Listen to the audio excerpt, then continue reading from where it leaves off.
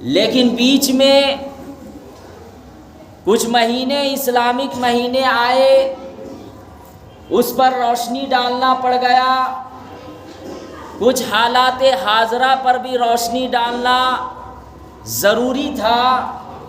اس کی وجہ سے سورہ فاتحہ کی تفسیر مکمل نہیں ہو پائی تھی۔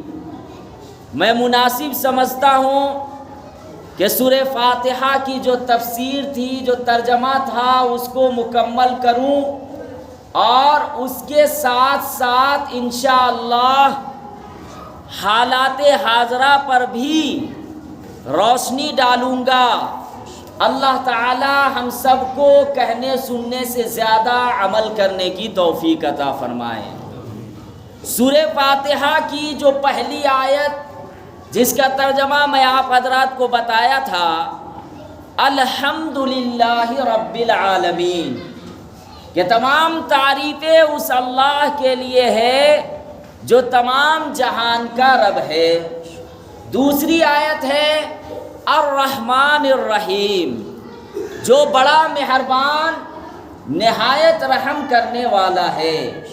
تیسری آیت ہے مالک یوم الدین، جو روز جزا کا مالک ہے، یعنی اللہ تعالی ایاک نعبد و ایاک نستعین۔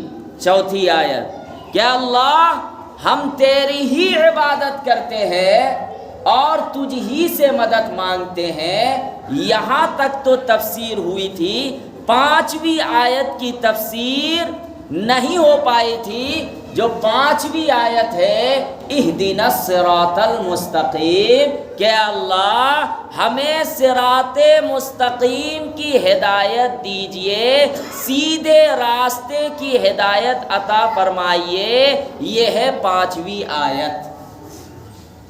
اب دیکھیے جو چوتھی آیت ہے ایاک نعبد و ایاک نستعین، کہ اللہ ہم تیرے ہی عبادت کرتے ہیں، لیکن عبادت اسی وقت ہم کر سکتے ہیں جب اللہ تبارک و تعالیٰ کی توفیق ہوگی، جب اللہ تبارک و تعالیٰ کی مدد شامل حال ہوگی۔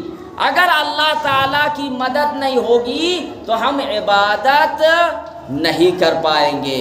پھر آگے فرمایا ایاک نستعین، کہ اللہ ہم تجھ ہی سے مدد مانگتے ہیں۔ کس چیز کی مدد مانگتے ہیں؟ تو آگے فرمایا اہدنا الصراط المستقیم، کہ اللہ ہمیں صراط مستقیم کی ہدایت عطا فرمائیے، ہمیں سیدھے راستے کی ہدایت عطا فرمائیے۔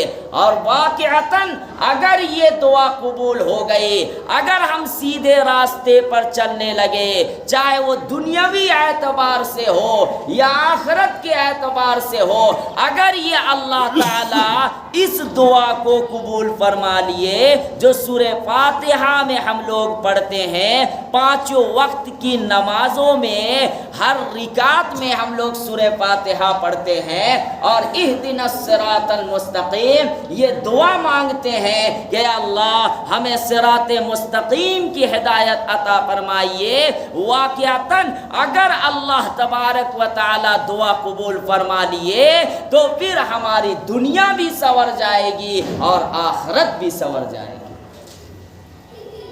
اور دنیا کے کاموں میں بھی ہمیں سیدھے راستے کی ضرورت ہے اور آخرت کے کاموں میں بھی سیدھے راستے کی ضرورت ہے۔ مثال کے طور پر دنیا کے کام میں ہر ایک کام میں سیدھے راستے کی ضرورت ہے۔